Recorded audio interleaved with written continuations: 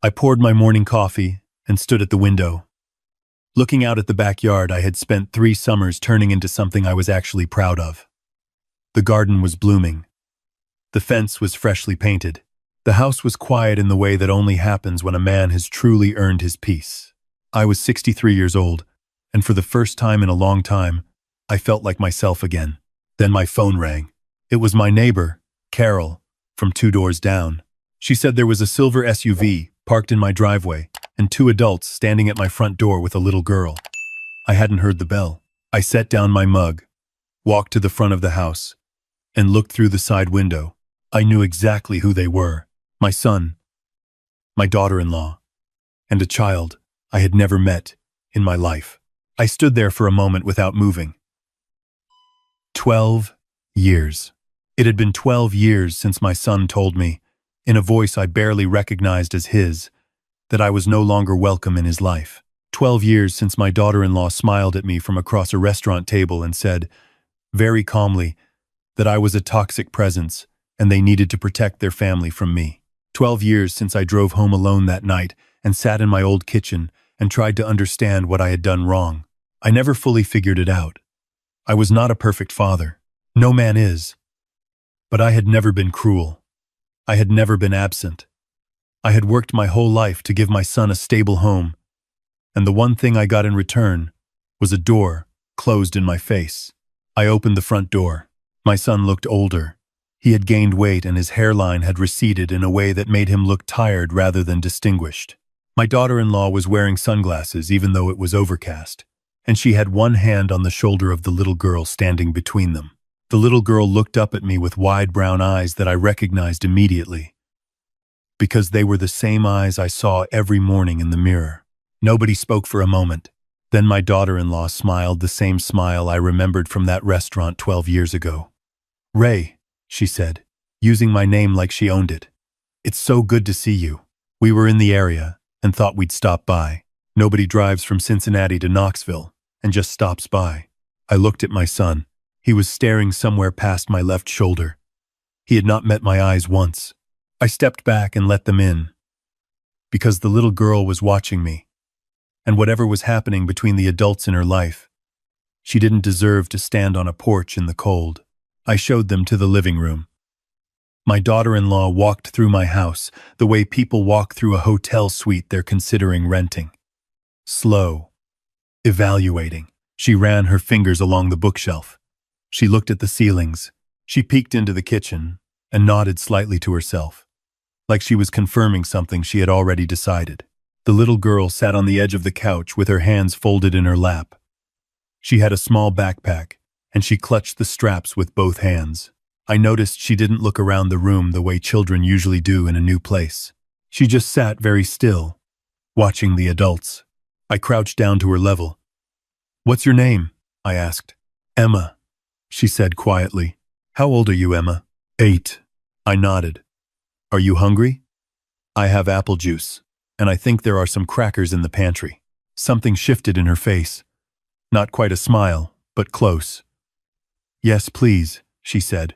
I got her settled at the kitchen table with a snack before I went back to the living room. My son was standing by the window. My daughter-in-law had made herself comfortable on my couch. "It's a beautiful home," she said. "How many bedrooms?" 4, I said. She nodded slowly. "That's a lot of space for one person." I waited. "We've been going through a difficult time," she said. "The market in Cincinnati has been brutal. The house isn't selling the way we expected. We thought, since you have all this room, and since family is family at the end of the day, you want to move in," I said. She looked at me steadily. "We thought we could stay, just temporarily, while we get back on our feet." I looked at my son. He was still looking out the window. "How long?" I asked. 6 months, she said.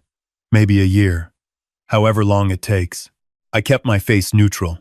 I had spent 30 years running a small chain of hardware stores, and in that time, I learned that the most important thing you can do in a negotiation is not show your hand before you understand what's in theirs. So I said I would think about it, offered them dinner, and let the evening pass without a decision. What I did not tell them was that 2 months earlier, I had received a letter from a bank in Columbus I had never done business with. The letter referenced an account opened in my name, with my social security number, my old business address, and my signature. A signature I had not written. The account had been used to take out a business line of credit for $80,000. The loan was 3 months in default. I had spent those 2 months quietly gathering information. I had hired a private investigator. I had spoken to an attorney, and I had learned some things about my daughter-in-law that explained a great deal about the last 12 years. She had started pushing me out before my son, and I even began to drift. Subtle things at first. Canceling plans on his behalf without telling me. Telling my son I had said things I never said. Building a version of me in his mind that was small and critical and impossible to please, until eventually he saw me through her eyes instead of his own. She had done it slowly, the way you boil a frog, and by the time I noticed what was happening, my son was already gone. But she had made one mistake. When she decided to use my name to open that fraudulent account, she used the same address she had seen on the deed to my old business property. A property she could only have accessed by going through my son's files from before we were estranged, files I had sent him years ago for tax purposes. She thought I was an old man with a quiet life, who wouldn't notice, or who wouldn't know what to do if he did. She had spent 12 years making sure I felt small. She had forgotten that small is not the same as defeated. The next morning I made breakfast. Eggs, toast, bacon, fresh orange juice. Emma came downstairs before her parents and sat at the kitchen table and ate like she had not had a proper meal in a while. She was a careful child, polite in a way that seemed practiced rather than natural, the way children become polite when they learn that being otherwise has consequences. I asked her about school. She said she liked reading. I asked what she was reading, and she told me about a book with a girl who found a hidden garden and made it bloom again. And for a moment, her whole face changed. She became just a child, talking about something she loved. Then my daughter-in-law came downstairs and Emma went quiet immediately. I noticed. I filed it away. Over the next several days, my son and daughter-in-law made themselves increasingly at home. My daughter-in-law rearranged things in the kitchen without asking. She informed me that the guest room where she was sleeping needed a better mattress and asked if I'd be willing to invest in one. She mentioned twice, in passing, that her name on some financial accounts would make things easier if anything ever happened to me. My son helped with nothing. He sat in the living room and watched television and spoke to me only when spoken to. And even then, in the careful, flattened tone of a man who has outsourced all of his thinking to someone else. He was not cruel to me. He was simply absent, even when he was standing right in front of me. Whatever my daughter-in-law had done to reshape him over the years, she had done it thoroughly. But there were small cracks. One evening, I was in the garage, working on a chair I was refinishing, and my son came out alone. He stood in the doorway for a while without saying anything. I kept sanding. Eventually, he picked up a piece of sandpaper and started working on the leg I had set aside. And we worked in silence for 20 minutes. And it was the most honest 20 minutes we had spent together in over a decade. He didn't say anything. Neither did I. But when he went back inside, he paused at the door. "I remember you teaching me how to sand wood," he said. "You were 8, I said. "Same age as Emma." He was quiet for a long moment. Then, he went inside. I thought about that for a long time after. Emma and I developed a quiet routine. In the mornings after breakfast, while her parents slept in, she would sit at the kitchen table, and I would sit across from her, and she would read her book, and I would read mine. She didn't need me to entertain her. She just needed someone to be in the room. One morning she looked up from her book and asked me, completely out of nowhere, why I hadn't come to her birthday parties. I put my book down. I looked at her very carefully before I answered. "I didn't know about your birthday parties," I said. "I didn't know when they were. I didn't know your middle name until yesterday. I didn't know you liked books about gardens. There's a lot I missed that I wasn't supposed to miss." She looked at me for a long moment. "Mom said you didn't want to come," she said. Something in my chest tightened in a way that was difficult to describe. Not anger exactly. something quieter and heavier than anger. "Emma," I said, "I want you to understand something. None of what happened between the adults in your family was your fault, and none of it meant that I didn't want you in my life. I just didn't know how to find my way back in." She nodded slowly, processing this the way children process difficult truths. Not all at once, but in pieces. Over time, I called my attorney that afternoon and told him to move faster. I had been planning a dinner for the end of the week. I had invited 4 people. My attorney, a woman from the county sheriff's office, who was handling the fraud case. My oldest friend Gerald, who had been with me since before my son was born, and my neighbor Carol, who had been kind enough to serve as an unofficial witness to everything that had happened in my house over the past several days. I told my son and daughter-in-law I was hosting a small welcome dinner. My daughter-in-law seemed pleased by this. She asked if she should invite her sister. I said the guest list was set. The evening before the dinner, I did something that I had thought about carefully. I went to find my son. He was in the backyard sitting on the steps, which surprised me. It was cold, and he didn't have a jacket. I brought him one and sat down next to him. "I need to tell you something," I said, "and I need you to listen." He looked at the yard. I told him about the bank letter. I told him about the account opened in my name. I told him what my investigator had found, that it was not the first time, that there was a pattern going back several years.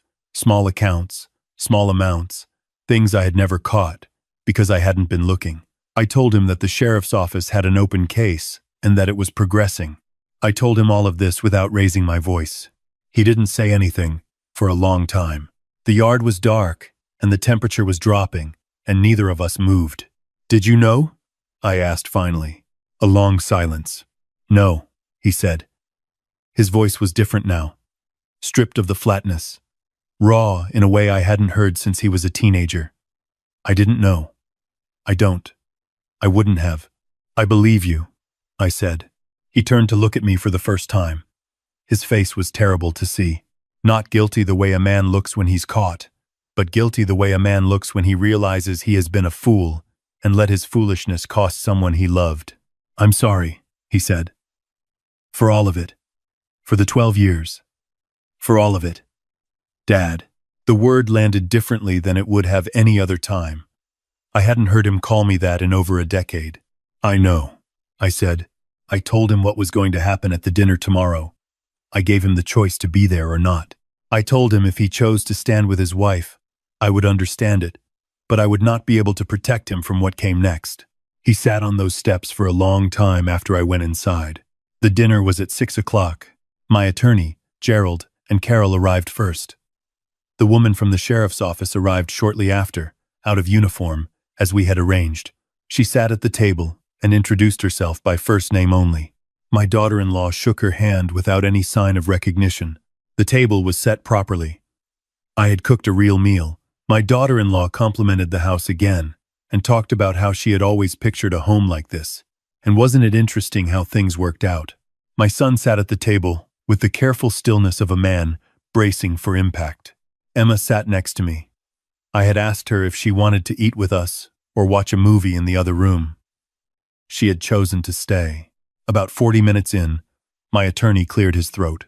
"Ray," he said, "I think now might be a good time." My daughter-in-law looked across the table. I slid the folder toward her.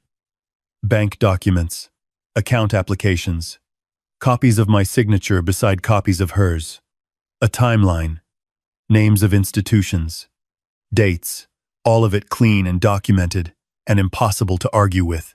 She looked at the folder. Then she looked at me. The smile from the restaurant, the one she had worn for 12 years, faltered for just a moment before she tried to recover it. "I don't know what this is," she said. "Yes, you do," I said. The woman from the sheriff's office set her own folder on the table and introduced herself by her full name and title. My daughter-in-law pushed back her chair.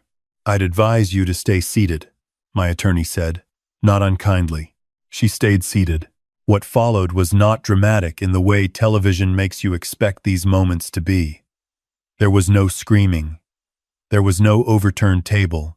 There was instead a long, terrible silence, during which my daughter-in-law seemed to understand, piece by piece, that there was no version of this she could maneuver her way out of, that the man she had spent 12 years managing, diminishing, and treating as a resource to be harvested, had spent the past 2 months building a case that was complete and airtight, and delivered with a quiet patience she had never once prepared for. She looked at my son. He looked at the table. She looked at Emma. Emma looked at me. I put my hand over Emma's and didn't take it away. The details that followed were handled by people more qualified than me to handle them. There were phone calls and documents, and a process that extended well beyond that dining room table. I will not walk through every step, because that is not the part that mattered most to me. The part that mattered most happened after, when the house was quieter, and it was just my son and Emma and me in the kitchen. My son had his face in his hands at the table. Emma was leaning against the counter with her book pressed to her chest. My son looked up. His eyes were red. He looked like the boy I remembered, the one who had helped me sand furniture in the garage at 8 years old, before life and a bad marriage had sanded him down into something I barely recognized. "What do I do now?" he asked. "You start," I said. "That's all. You just start." He nodded. He didn't say anything else, but he didn't need to. Emma put her book on the counter. She walked over to the table and sat down next to her father and leaned her head against his arm, and he put his arm around her without thinking about it. The automatic reflex of a parent remembering how to be one. I made 3 mugs of cocoa and set them on the table. I sat down. It was the first meal the 3 of us had eaten together at a table without my daughter-in-law managing the room, and the silence was a completely different kind of silence than the one I had lived with for 12 years. It was not empty. It was the kind of silence that has space in it for whatever comes next. My son looked around the kitchen slowly, taking it in the way he hadn't let himself before. He looked at the refinished chairs, the garden visible through the back window, the shelf of books near the door. "You built all of this yourself?" he asked. "Most of it," I said. "I had a lot of time." He was quiet for a moment. "She always made it sound like you were struggling, like you were bitter and small, and just waiting to make our lives difficult." "I know," I said. "I should have looked for myself," he said. "Yes," I said. "You should have. But you're here now." He looked at Emma. She was drinking her cocoa with both hands wrapped around the mug. "She needs stability," he said. "Real stability. I need to figure out. One thing at a time," I said. "Emma can stay here while you figure things out. If that works for both of you, there's no timeline." Emma looked up at me over the rim of her mug. "Can I finish my book first?" she said. "You can stay until you finish every book in this house," I said. She almost smiled. It was the most she had given me, and it was more than enough. That was 6 months ago. My son is in Cincinnati now, working through what needs to be worked through. He calls every Sunday. The calls started short and halting and uncomfortable, and they have slowly become longer and more honest, the way things get when people stop performing and start actually talking. We have not solved 12 years in 6 months. We will not solve it in 12 more, but we are working on it. And that is something I had stopped believing was possible. Emma is in school here in Knoxville. She found the public library 2 weeks after she arrived, and she goes every Saturday like it is a religious obligation. She has joined a book club for kids her age. She brought home a ribbon from a reading competition last month and put it on the refrigerator door with a magnet, without saying anything about it. Just put it there like she had done it 100 times before, like this was a place where her accomplishments were welcome. I drove her to her first day of school, and she was nervous in the way children are nervous before things that matter. She had her backpack straps in both hands. "You're going to be fine," I said. "How do you know?" she asked. "Because you already know how to be brave," I said. She thought about that. Then she got out of the car and walked into the building without looking back. I sat in the parking lot for a few extra minutes before I drove home. There is a thing that happens when you survive the years that were meant to break you. You do not come out of them harder, the way people expect. You come out of them cleaner. You have less patience for pretense and more patience for the things that are real. You learn to recognize quickly The difference between people who want something from you and people who want something with you. I am 63 years old. I have a garden that is finally the way I always imagined it. I have a granddaughter who reads books at my kitchen table on Sunday mornings, and I sit across from her with my coffee, and we don't always need to talk to make the room feel full. I spent 12 years being made to feel like a problem. I spent those same 12 years quietly building something that could not be taken, and waiting with more patience than I ever knew I had for the people who belonged with me to find their way home. The wait was worth it. Not because everything is fixed. It isn't. Not because the damage is undone. It isn't that either. But because my granddaughter looked up from her book last Sunday and said, completely unprompted, "Grandpa, this part is really good. Do you want me to read it to you?" And I put down my coffee, and I said, "Yes." And she read to me for 20 minutes, in a voice that started quiet and got stronger the further she went. I did not inherit that from anyone. I built it out of patience and refusal and 12 quiet years of not letting them win. That is the only kind of revenge I was ever interested in.